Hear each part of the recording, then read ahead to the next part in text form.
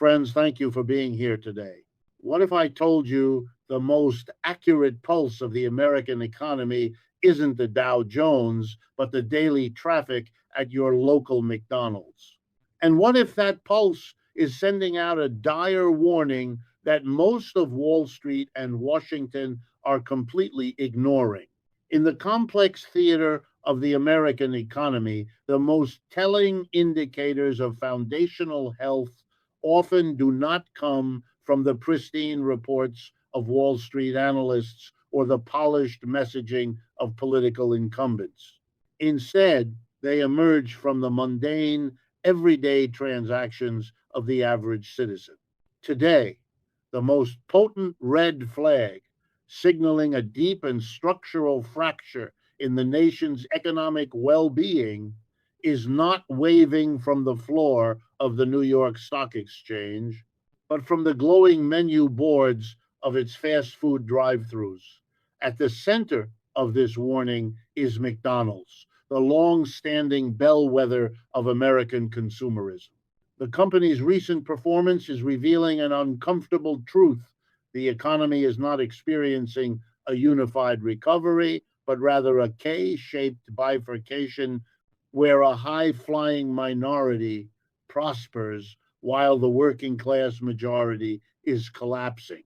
This is not just a story about hamburgers, it is the story of an economy on the brink, masked by statistical illusions that are rapidly colliding with a painful ground level reality.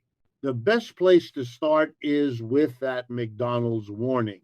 It really paints a clear picture of this split, this bifurcated consumer, and the total end of what we used to think of as value. The narrative of economic bifurcation, a stark divergence in fortunes, found its most compelling evidence in the third quarter earnings report from McDonald's.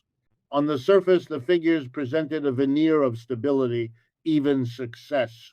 The company reported a global same store sales increase of 3.6%, with a 2.5% rise in the United States.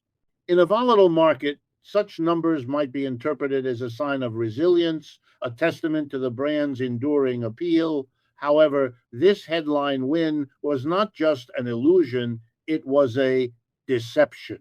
A deeper dive into the earnings call revealed that this growth was not fueled by a surge in customer traffic or renewed enthusiasm for the brand. It was driven almost entirely by one factor: higher prices. The company's growth in average check size was not a metric of popularity, but a metric of price hiking, a sign that the company was extracting more revenue from fewer, or at least financially different, customers. This was not sustainable growth. It was a desperate grasp for revenue in a shrinking market. The true unvarnished story lay in the company's own internal analysis of its customer base. Management described what they termed a bifurcated customer base, a clinical phrase that perfectly encapsulates the K shaped recession playing out in real time. This bifurcation revealed a stark and alarming economic split. The first and most devastating finding was the collapse of the low income consumer. This demographic, defined as those earning under $45,000 per year, has historically been the backbone of the fast food industry. They were the loyalists, the high frequency visitors who relied on the brand for affordable, convenient meals. According to the earnings call, traffic from this group cratered, falling by a staggering nearly double digits. This was not a minor blip or a seasonal fluctuation. The company admitted this devastating trend has persisted uninterrupted for 2 straight years. The implications of this are profound. The traditional McDonald's customer is not just cutting back, they are vanishing. They have been so thoroughly squeezed by inflation and stagnant wages that they can no longer afford what was once considered the cheapest, most accessible food option available. The second prong of the K explains how McDonald's managed to keep its headline sales numbers afloat while the working class was forced out. Traffic from high income consumers increased by nearly double digits. This data point is just as revealing as the low income collapse. The wealthy are not suddenly developing a newfound passion for Big Macs. They are trading down. This is a defensive maneuver. Consumers who just 2 years ago might have frequented fast casual establishments like Panera or Chipotle are now retreating to McDonald's to save money. The high income customer is not visiting McDonald's out of aspiration, but out of a newfound reluctant frugality. This is the K shape in brutal action. The high end of the economy is feeling just enough pressure to trade down, while the low end has fallen off the ladder entirely, forced to turn to even cheaper grocery store staples. The company is, in effect, swapping its loyal base for a fickle, higher income clientele who only there because their preferred options have also become too expensive. McDonald's is no longer the great American equalizer. It is a clear reflection of its inequality. This consumer collapse is rooted in a dual crisis of affordability and quality, a complete erosion of the brand's core value proposition. For decades, the implicit promise of McDonald's was that anyone, regardless of income, could afford a hot meal. That promise is now broken, shattered by what consumers describe as bonkers prices and extreme sticker shock. The anecdotal evidence, which aligns perfectly with the company's data, is damning. Consumers report meals costing $15 to $20, a price point that moves fast food from the realm of value into that of a mid tier restaurant. Specific examples are even more absurd. One customer reported a single egg McMuffin sandwich, not a meal, just the sandwich, costing $8.29. Another cited a standard breakfast meal ringing up at $12. These prices are not just high, they are a betrayal of the brand's identity. They stand in laughable contrast to the collective memory of 59-cent hamburgers and $1.99 20-piece nugget deals. Compounding this sticker shock is a perceived decline in quality, adding insult to financial injury. Consumers are acutely aware that they are paying more for less. There is a widespread sentiment that, in response to the inflation crisis, the quality of ingredients has plummeted. Reports of cheaper oils, which alter the taste of the iconic fries, and lower grade, cheaper meats are rampant. This combination is toxic. The consumer is being asked to pay a premium price for a product they feel is now inferior. When the price is no longer a bargain and the quality is suspect, the value proposition ceases to exist. At this point, the cheapest and most logical alternative for the squeezed consumer is simply to opt out entirely and pack a snack or meal from home. McDonald's strategic responses to this crisis reveal a company caught in a state of confusion, aware of the problem, but seemingly incapable of solving it. Its actions are contradictory, simultaneously trying to appease two different, warring demographics. On the one hand, the company has heavily promoted the return of its value meals, such as the $5 sausage, egg, and cheese McGriddle meal. This is a clear, almost desperate nod to the affordability crisis, an attempt to signal to their lost low income base that they are still a viable option. However, even this strategy is riddled with inconsistency. Other value deals, such as an $8 10-piece McNugget meal, are seen by consumers as anything but a value, further highlighting the disconnect between corporate pricing and ground level reality. On the other hand, the company is diverting resources toward new gimmicks designed to appeal to the very high income customers who are only trading down temporarily. The company is currently testing crafted sodas and refreshers, such as a new strawberry watermelon drink, in 500 stores. The stated goal is to drive traffic during lull periods, such as the mid afternoon. This strategy is a transparent attempt to imitate Starbucks and its lucrative high margin craft beverage business. This move is being roundly criticized as a sign of brand staleness and an identity crisis. The word crafted feels utterly alien to the McDonald's brand, which was built on speed, consistency, and affordability, not artisanal pretense. This dual strategy is fundamentally at war with itself. It is trying to lure back a price sensitive base with $5 deals while simultaneously trying to build a high margin Starbucks like beverage business to capture the high income trade down customer.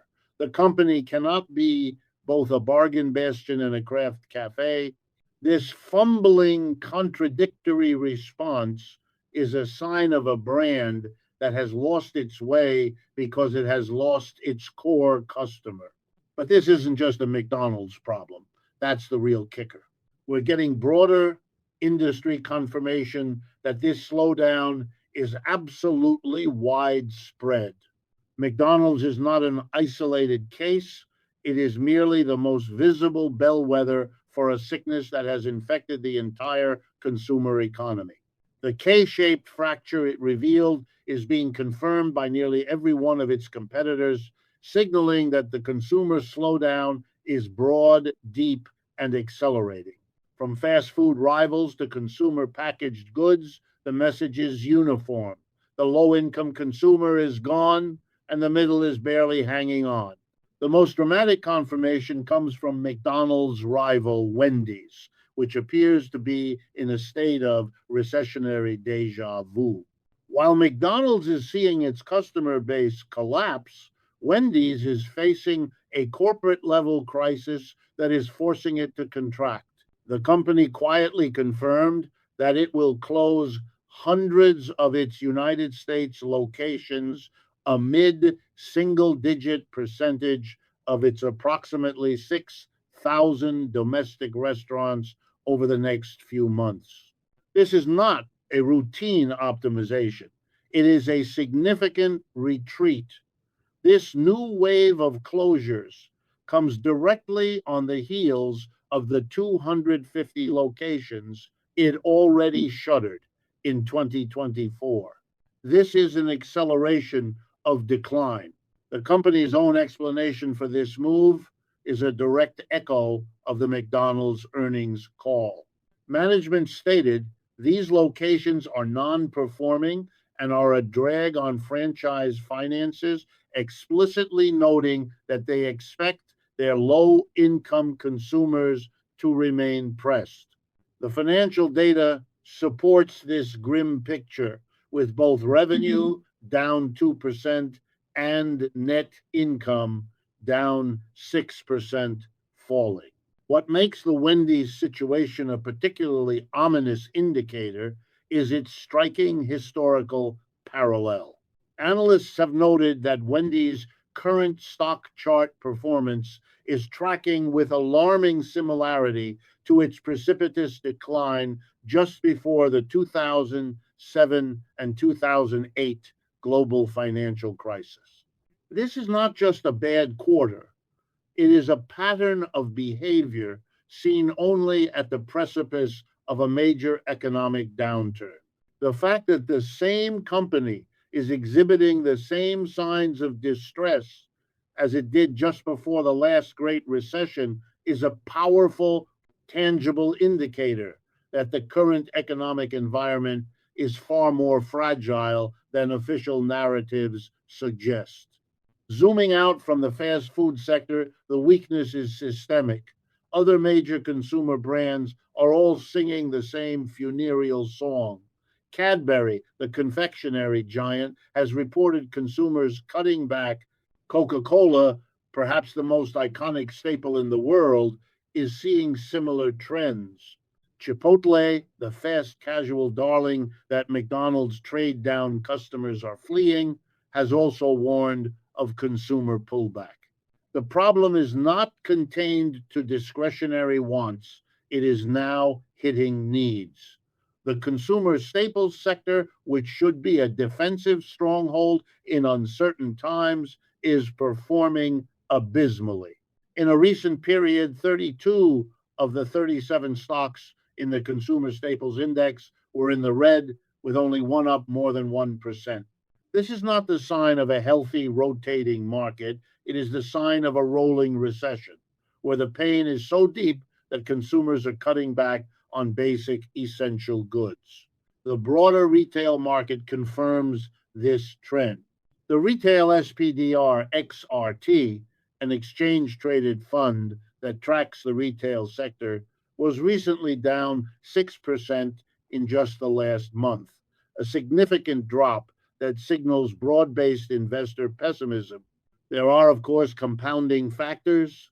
The meteoric rise of GLP-1 weight loss drugs like Ozempic and Mounjaro is cited as a potential new variable, possibly contributing to a reduction in overall food consumption. While this may be a contributing factor, it is a convenient distraction from the primary overwhelming cause. Consumers are not just eating less because of a new drug, they are spending less because they are broke.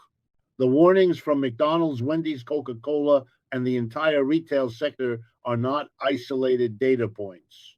They are a chorus, and they are all singing that the American consumer, the engine of the global economy, is running out of fuel. And all this points to a massive macroeconomic disconnect. We're seeing a gap between the official data illusions and the ground level reality that people are facing every single. This dire ground level reality stands in shocking contrast to the official narratives being crafted by political leaders and financial institutions. The American economy is now a tale of two realities. The first is the one described by headlines, government reports, and politicians, a reality of strong growth, robust labor markets, and a resilient consumer. The second is the one being lived by the mom and pop households of America, a reality of crippling debt, sticker shock at the grocery store, and the constant grinding fear of financial ruin. The warnings from the fast food sector are the bridge between these two worlds, exposing the official narrative as a dangerous, tone deaf illusion. The political messaging in particular has become a source of intense cognitive dissonance. The public is being told that the economy is the strongest it's ever been and that costs are way down. Claims that gasoline is going to be hitting $2 are made, even as families struggle with persistently high prices for everything else. This narrative dismisses the lived experience of millions. Worse, it frames their pain as a perception issue. When polls show overwhelming economic anxiety, the response is that the polls are fake and that negative sentiment is a con job manufactured by political opponents. This is not just a communications failure, it is a profound betrayal. It is an invalidation of the real, tangible struggles of the populace. The mom and pop reality is one of financial desperation. While official reports focus on aggregate wealth, the bottom half of the economy is disintegrating. Evictions and foreclosures are rising at an alarming rate, a clear sign that the post pandemic support systems are gone and families are losing their homes. Food banks are reporting demand not seen since the depths of the Great Recession, with one entity in Texas alone reporting the need to serve 4 million meals. This is not perception, this is starvation. And the only thing trickling down to the average American is not wealth, but new and more creative mechanisms for forever debt. This isn't the aspirational debt of a 30-year mortgage. This is survival debt. We see this in the all-time highs in credit card balances, which are not being driven by a boom in luxury spending, but by a surge in families putting groceries and utility bills on their Visa. This is the most expensive money one can borrow, often at interest rates well over 20%. The ultimate canary in the coal mine is the delinquency rate. For the first time in recent memory, we are seeing a frightening, sustained climb in credit card defaults. This is the last bill people stop paying. When the credit card goes delinquent, it means the tank is truly, completely empty. For the generation that was supposed to inherit the economy, the trap is even more insidious. The rise of buy now, pay later, BNPL services, which are now seeing their own rising wave of delinquencies, has saddled young people with debt for the most basic purchases. These services were marketed as convenience, a modern, frictionless twist on layaway. In reality, they are a form of digitized subprime lending for items that should be bought with cash. When a consumer has to finance a $40 pizza or a pair of sneakers in 4 installments, it is not a sign of a strong economy. It is a sign of a generation with zero liquidity. The historic default rates on student loans, which have resumed after a long pause, are just another anchor, crippling a generation before they can even begin to build wealth. This desperation is perhaps most visible in the auto loan market, a perfect microcosm of the K-shaped disaster. We see headlines celebrating the resilience of auto sales, but the reality is a market that has split in two. On the high end, affluent buyers are taking on $1,000 a month payments for new loaded trucks and SUVs, pushing the average new car payment to well over $700. On the low end, the subprime auto loan market is collapsing. Repossessions are climbing back toward crisis levels. Lenders are tightening standards, not because the economy is good, but because they are terrified. A family's car is their lifeline. It's how they get to work. When they default on that, it's a sign of a household making impossible choices. Do I pay the car note or the rent or buy food? This is the mom and pop reality. This is the brutal mathematical truth of an economy where wages have been decoupled from the cost of living for decades. It is not perception. It is not a con job. It is the logical, unavoidable outcome of a system that has replaced savings with debt and careers with gig work.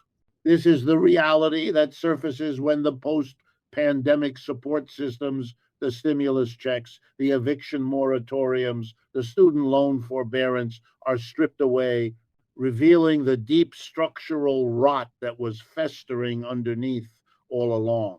Nowhere is this disconnect between political solutions and real world pain more evident than in the housing crisis.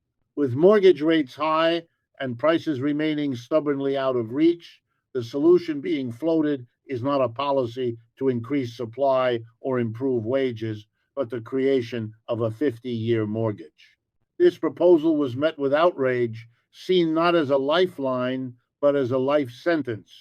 It is a tacit admission that the American dream of homeownership is so broken that the only way to make it affordable is to condemn a family to 2 generations of unceasing payments.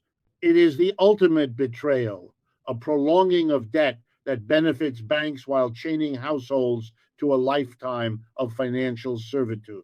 This chasm between illusion and reality extends deep into the macroeconomic data, where positive headlines consistently mask underlying weakness. The labor market is a prime example. A recent ADP report was celebrated for its rebound, showing a headline gain of 42,000 private sector jobs. While presented as good news, This number is, in reality, a sign of profound deceleration. Most economists agree that the economy needs to create approximately 150,000 jobs per month just to stay, even with population growth and labor force entries. A print of 42,000 is not growth, it is a significant net loss in real terms. But the true story, hidden beneath the headline, was even worse. The report's own details showed that small and mid sized businesses, SMBs, the true engine of American job creation, actually shed 40,000 jobs. This marked the third straight month of layoffs for that critical sector. The rebound was a statistical illusion, a rounding error in large enterprise, hiring that completely papered over the fact that the backbone of the economy is breaking. This weakness is confirmed by wage data. Pay growth has been largely flat for over a year. In a truly hot labor market, employers would be forced to bid up wages to attract talent. The fact that they are not is the ultimate proof that the power lies with employers, not employees, and that the labor market is far weaker than advertised.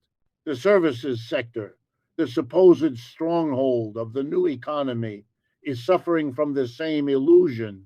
Headline reports recently cheered that the services sector expands at the fastest pace in 8 months, with both the new orders and business activity indexes rising. This suggested a robust and resilient sector. But this good news contained a glaring contradiction. If business is booming, why are service sector companies still firing people? The report's own employment index remained in contraction, a reading below 50, for the fifth consecutive month. The puzzle is solved by looking at the one metric that matters for future planning: backlogs. The report showed that business backlogs are collapsing, remaining in deep contraction territory for the eighth consecutive month. This is the shadow data that reveals the truth. While new orders may have seen a temporary bump, the total pile of work available to businesses is shrinking, and shrinking fast. Businesses are not hiring based on 1 month of new orders. They are firing based on 8 months of collapsing backlogs. They are cutting hours and jobs now because they can see the future and it is empty. This leaves the American business, particularly the small and mid sized ones, in an impossible squeeze. While demand is vanishing, their costs are exploding. The prices paid index, a measure of inflation for businesses, recently rose to a 3 year high. They are being squeezed by the rising costs of import duties, tariffs, and raw materials. To make matters worse, inventories across the economy are too high relative to the slowing pace of business activity. This sets the stage for a bleak holiday outlook. Businesses, particularly in retail, borrowed money at high interest rates to pay for tariffs and to stock up on inventory they expected to sell. They are now sitting on a mountain of product that a broke consumer base cannot afford to buy. If this inventory does not move during the holiday season, the consequences are predictable and dire: a wave of massive layoffs as these businesses are forced to liquidate and default. The positive headlines are a mirage. The reality is a trap closing in on both the American household and the American business. So, how do we wrap this up? What's the real cause of all this? It brings us back to that old political phrase: it's the debt stupid. The crisis flashing red from every fast food menu in America is not a temporary downturn or a simple case of corporate greed. The sticker shock that has priced the working class out of a hamburger is a symptom of a much deeper, more systemic disease: a multi decade crisis of debt and inflation. The root of the problem is not that McDonald's suddenly became expensive, but that the value of the dollar in the consumer's pocket has been deliberately and systemically destroyed. The ultimate culprit is not the franchise owner, but the Federal Reserve, which, through decades of inflationary policy and the creation of compound cumulative interest, DAR engineered an economy where household income cannot possibly keep pace with runaway costs. The gap between the 59-cent hamburger of collective memory and the $15 meal of today's reality is the entire story.